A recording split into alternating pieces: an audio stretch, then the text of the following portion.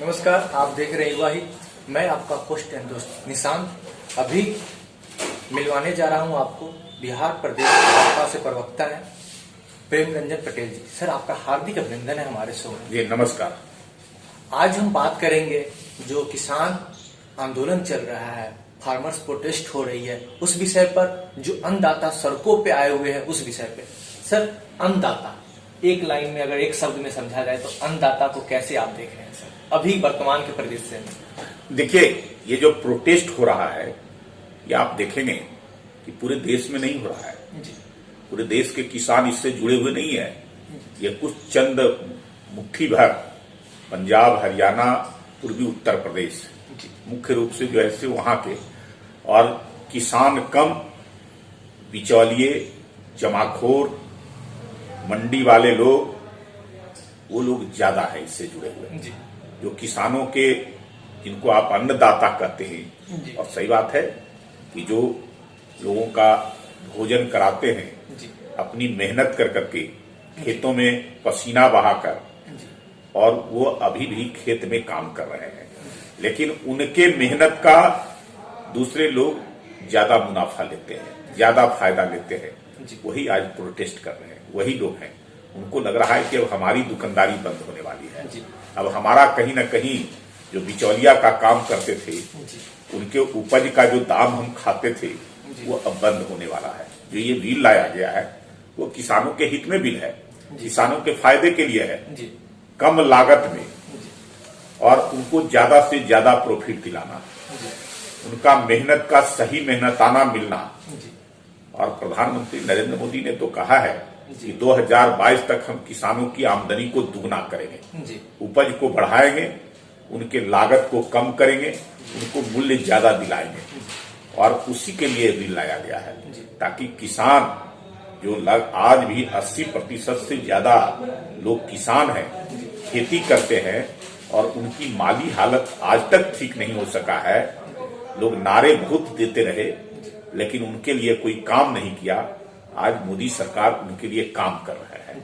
उनकी हालत को उन्होंने देखा, परखा, और उसके बाद उनके हित में काम करना शुरू किया। एमएसपी का दाम लगातार बढ़ाते रहे, हर साल बढ़ता रहा है, और इतना बढ़ा है जो कभी नहीं बढ़ा था। आप सबों को पता होगा कि एक कमिटी बनी थी, और स्वामीनाथन आयोग 2004 में बनाया गया था। अटल जी की सरकार ने घोषणा किया था बनाने का, और वो बना था। उसकी रिपोर्ट भी आ गई थी। संयोग से यूपीए की सरकार उस समय थी, और उस आयोग की रिपोर्ट को दबा करके रखा गया। उसके बाद राष्ट्रीय किसान आयोग बनी, वो भी 3 रिपोर्ट दिया। और उन जो स्वामीनाथन आयोग और राष्ट्रीय किसान आयोग के जो रिपोर्ट थे, उस रिपोर्ट में जिन अनुशंसाओं को लागू करने की बात की गई थी, सरकार लागू नहीं किया। लेकिन जब 14 में मोदी जी आए, प्रधानमंत्री बने, तो उन्होंने कहा कि उन अनुशंसाओं को निकालो। फाइल जो दबा हुआ था, धूल पड़ा हुआ था, उसको निकाल कर करके उसमें जो अनुशंसा था, उन अनुशंसाओं को उन्होंने 100% जमीन पर उतारने का काम किया।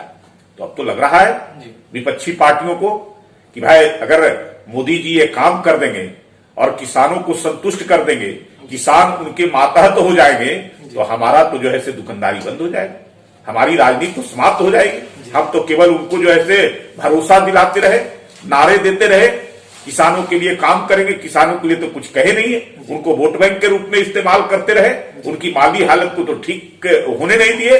आज जो है से किसानों का वो काम कर रहे हैं, किसानों की माली हालत को ठीक कर रहे हैं, किसानों की आमदनी को बढ़ा रहे हैं, किसानों का जो समस्या है, कष्ट है, उसको दूर कर रहे हैं। तो ये जो है से ये आंदोलन के पीछे कहीं ना कहीं विपक्षी पार्टियों की साजिश है। अब हर साजिश तो कर रहे हैं, कई साजिश किए हैं, लेकिन हर साजिश में जो है से वो विफल हो रहे हैं।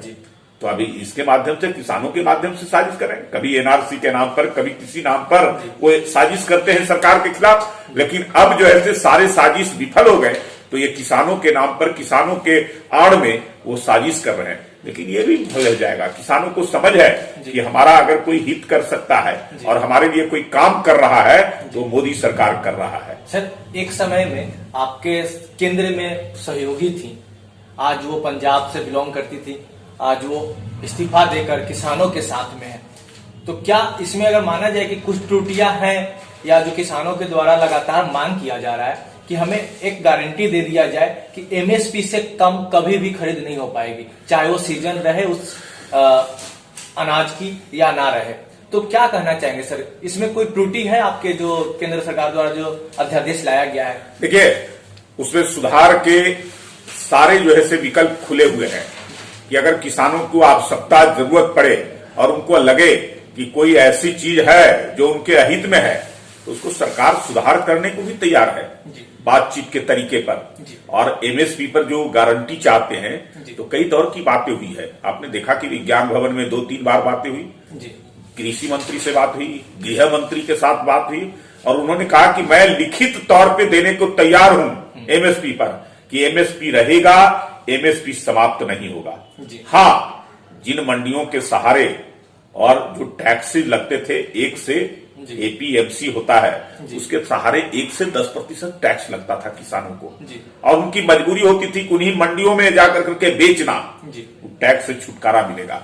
इस बिल के माध्यम से किसानों को राष्ट्रीय और अंतर्राष्ट्रीय स्तर का मार्केट मिलेगा, जहां उनको ज्यादा दाम मिलेगा उनके उपज का, वहां अपना फसल को बेच सकते हैं। ये छूट दिया गया है और इतना भी कहा गया है कि किसी भी कीमत पर जो है से एमएसपी समाप्त नहीं होगा, एमएसपी रहेगा।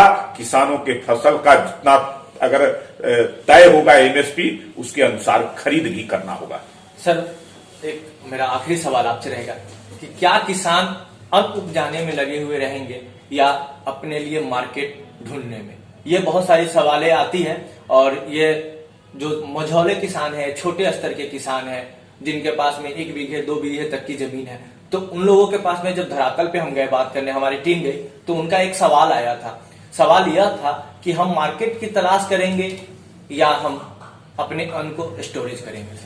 नहीं, सरकार ने इसका जो है से रखा है, प्रावधान रखा है। सरकार ने एफपीओ बनाने का, फार्मर्स प्रोड्यूसर ऑर्गेनाइजेशन बनाने का उन्होंने घोषणा किया है। 10,000 पूरे देश के अंदर में कम से कम 300 किसानों का समूह बनेगा। वो अपने उपज का मार्केट स्वयं दिलाएंगे। जो बीच का प्रॉफिट होता है, मुनाफा होता है, जो दूसरे लोग लेते हैं वो दूसरा कोई नहीं लेगा। अगर 300 किसान कम से कम एक साथ मिलकर करके अगर खेती करेंगे और अपने उपज को मार्केट तक पहुंचाएंगे तो उनको किसी बात का कोई दिक्कत नहीं होगी, परेशानी नहीं होगी और उनको ज्यादा दाम मिलेगा। इस बात का जो है से ख्याल किया गया है कि आप स्वयं जो है से उपभोक्ता तक अपने उपज को पहुंचाने का काम करें। कोई आपके बीच में आपके उपज का या आपके मेहनत का प्रॉफिट कोई लेने ना पाए। उसका प्रॉफिट सीधे तौर पे उपभोक्ता से जो मिले वो सीधे तौर पर किसान को मिले, इस बात का ख्याल उसके माध्यम से रखा गया है। सर, जिस तरीके से रकीबगंज साहिब गुरुद्वारा पर आदरणीय प्रधानमंत्री जी आते हैं, किसानों की मांग है कि वो हमारे बीच में आदरणीय प्रधानमंत्री जी आए और हमसे वार्तालाप करें, तो क्या ये आप देख रहे हैं कि निकट कुछ दिनों में आदरणीय प्रधानमंत्री जी किसानों से वार्तालाप के लिए उनके धरना स्थल पे जा सकते हैं या किसानों को बुला सकते हैं? सरकार के अंग है कृषि मंत्री गृह मंत्री या अन्य मंत्रीगण और वो लगातार बात कर रहे हैं किसानों के समूह से, किसानों के यूनियन से, किसानों का जो संगठन है उससे। और लेकिन उसके बावजूद जो है से कुछ लोग उनको बरगला रहे हैं। किसान तैयार है, आपने देखा होगा जो हरियाणा का 70,000 किसान जुड़े हुए हैं, विकासशील किसान संघर्ष संगठन, और उन लोगों ने कहा कि ये बिल हमारे हित में है, हम इसके पक्ष में हैं और ये जो आंदोलन हो रहा है इसमें बहुत बड़ी संख्या में किसान नहीं है।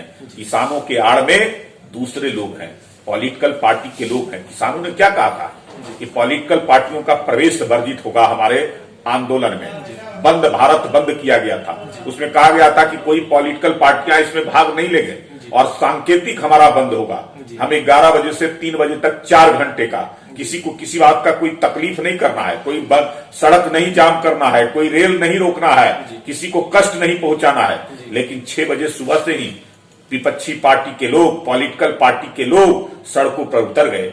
किसान अपने खेतों में थे और विपक्षी पार्टियां उनके आड़ में आंदोलन कर रही थी, सड़क बंद करा रहे थे, जाम कर रहे थे, तोड़ फोड़ कर रहे थे, हंगामा कर रहे थे, आगजनी की घटना कर रहे थे, रेल रोक रहे थे। तो ये कौन लोग हैं?